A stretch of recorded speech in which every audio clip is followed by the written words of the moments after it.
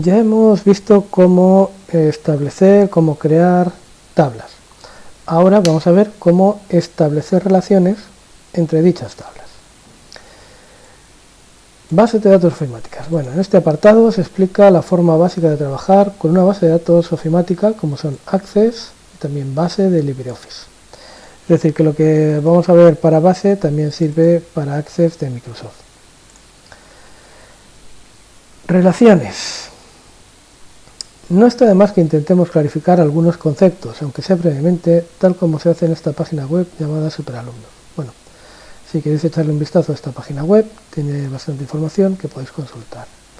Estos son algunos conceptos básicos pues que no viene mal tener claros. Por ejemplo, una base de datos relacional, como son las bases de datos que vamos a ver nosotros, se llaman bases de datos relacionales porque se organizan mediante relaciones entre tablas, ¿vale? Una base de datos relacional organiza su información en tablas que se relacionan entre sí. Las tablas organizan sus datos en campos, columnas y en registros o filas. Para optimizar las búsquedas y ordenaciones, algunos campos deben ser índices. Bueno, un índice en realidad no es más que una columna que está ordenada y que además no admite repetidos.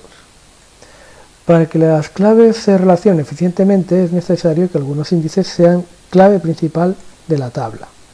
De hecho, la clave principal de una tabla siempre va a ser un índice en realidad.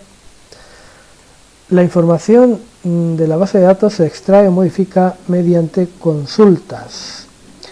Esto lo veremos más adelante. Más adelante veremos consultas, veremos formularios, veremos informes.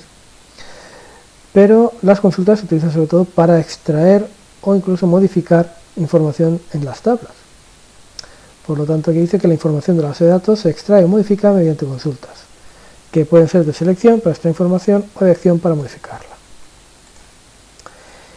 Y luego también, muy importante, es que por muy mona que sea la interfaz de diseño gráfico que uses para realizar la consulta, bajo ella siempre habrá instrucciones del lenguaje SQL. El lenguaje SQL excede los objetivos de este curso.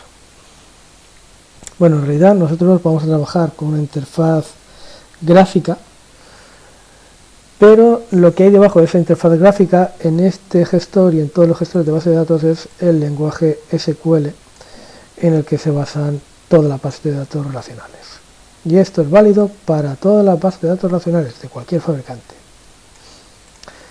Además, generalmente las bases de datos relacionales vienen acompañadas de unas herramientas que permiten crear formularios, lo veremos más adelante, que faciliten las consultas e introducción de información por pantalla, y unos informes para generar listados impresos, que también veremos en temas posteriores.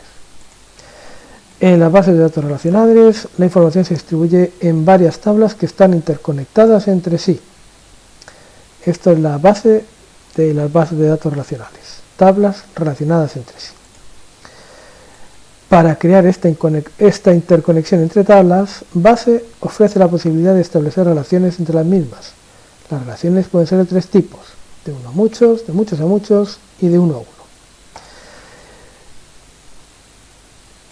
Aquí es donde empezamos en realidad. Las relaciones pueden ser de tres tipos, de uno a muchos, de muchos a muchos y de uno a uno. Vamos a ver cómo averiguar, cómo decidir qué tipo de relación vamos a establecer entre dos tablas.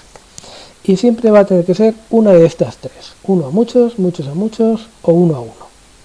Solo hay estos tres tipos de relaciones y los tenéis que conocer los tres. Así que vamos a empezar por el primero.